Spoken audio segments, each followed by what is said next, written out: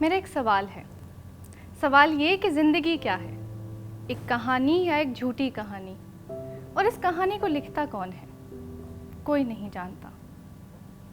हम अपनी ज़िंदगी में बचपन से लेकर अब तक न जाने कितनी कहानियाँ सुनते हैं, देखते हैं, पढ़ते हैं। कुछ कहानियाँ ऐसी होती हैं जिनके किरदार जहन में छप जाते हैं और कुछ किसी धुंधली याद के कोने में बैठ जाती है।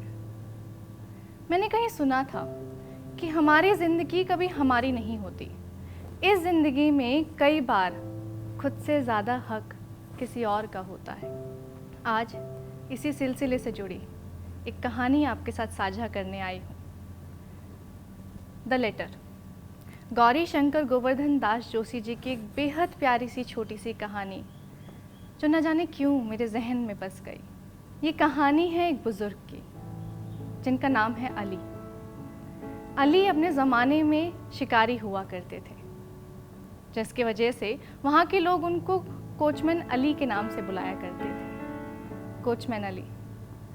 अली रोज़ अपने गांव के डाकघर जाकर बैठते, इंतज़ार करते, वहाँ के लोगों से बस एक सवाल करते कि क्या मेरे नाम कोई खत आया है? क्या किसी मरियम नाम की लड़की ने मेरे नाम कोई खत भेजा है? वहाँ के लोग हर बार अली का मजाक बनाते, अली को पागल समझते। कुछ लोग उनको बोलते कि कोई तुम्हें याद नहीं करता है, किसी का खत नहीं आता है, तुम रोज़ आके बैठ जाते हो, रोज़ परेशान करते हो। कुछ लोग अली को पागल समझते कि कोई मरियम वरियम नहीं है, ये बुढ़ा बस पागल होके यहाँ पे आके बैठ जाता है और हमारा समय बर्बाद करता है। लेकिन अली बस चुपचाप उनकी बातें सुनता, कुछ नहीं कहता, वहाँ इंतज़ार करता खत का।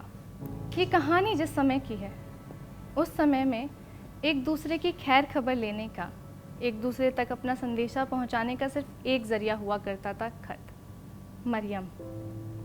मरियम अली की बेटी है, जो शादी होने के बाद गांव से बहुत दूर पंजाब में एक फ़ौजी के साथ रहने लगी।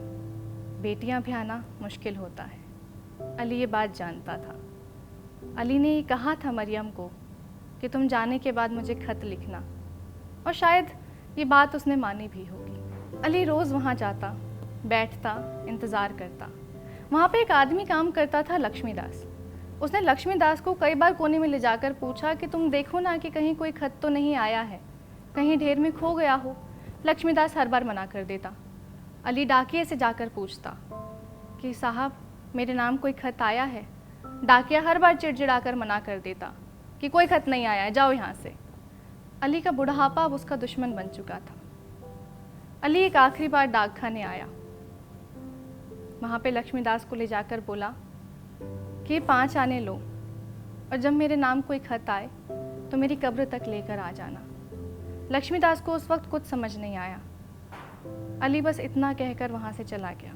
महीने बीत गए। अब ना अली आता था और ना ही खत। एक दिन डाकिये को खबर लगी कि उसकी बेटी बहुत बीमार है, लेकिन मुश्किलात ये थी कि उस तक संदेशा पहुंचाना और वहाँ से खत आना, इसमें बहुत समय लग जाता, और डाकिया ये बात जानता था।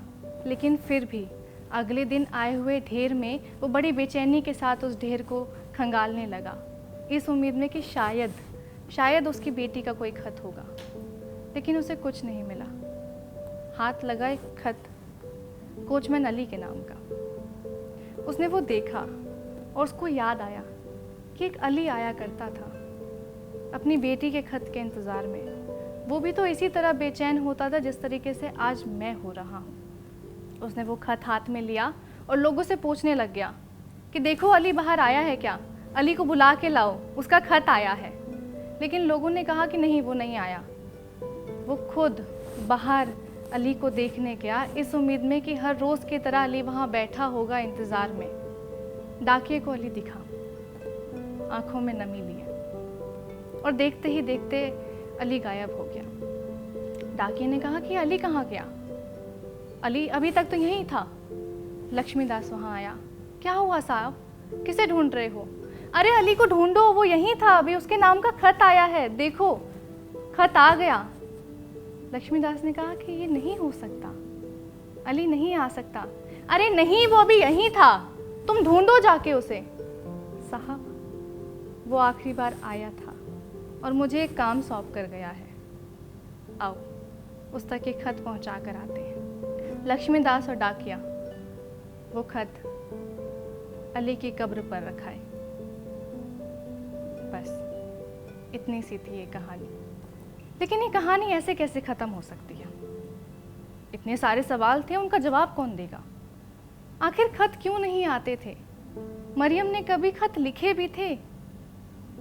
क्या इन दोनों की लड़ाई हो गई थी? क्या मरियम और अली के बीच कुछ हुआ था? कहीं मरियम को कुछ तो नहीं हो गया था? कौन सही कौन गलत? क्या हुआ होगा क्या नहीं? मैं बस इसी सवालों के बीच में जूझ रही थी, लेकिन कुछ हाथ नहीं लगा। मैं इन सारे सवालों को टटोलते हुए बस उन किरदारों के बारे में सोच रही थी कि आखिर क्या हुआ होगा। लेकिन मुश्किलात ये थी कि इन्हें हल कौन करेगा, इनके जवाब कौन देगा।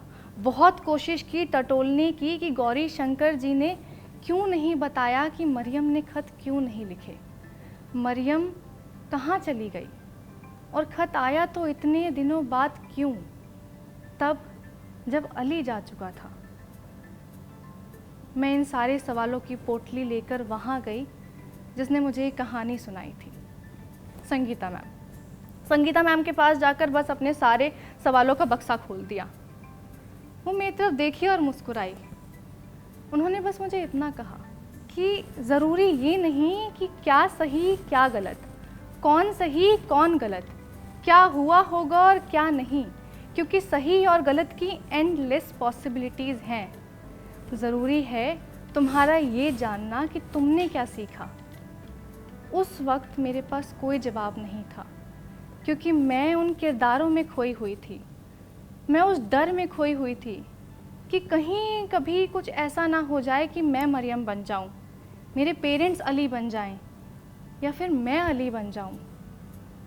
लेकिन आज जब मैंने ये बात सुनी कि हमारी ज़िंदगी कभी हमारी नहीं होती, तो मुझे फिर से वो कहानी याद आई और मुझे एहसास हुआ कि हाँ, मैंने यही सीखा कि हमारी ज़िंदगी पर कई बार हमसे ज़्यादा हक उन लोगों का होता है जिन्होंने हमें ज़िंदगी दी है।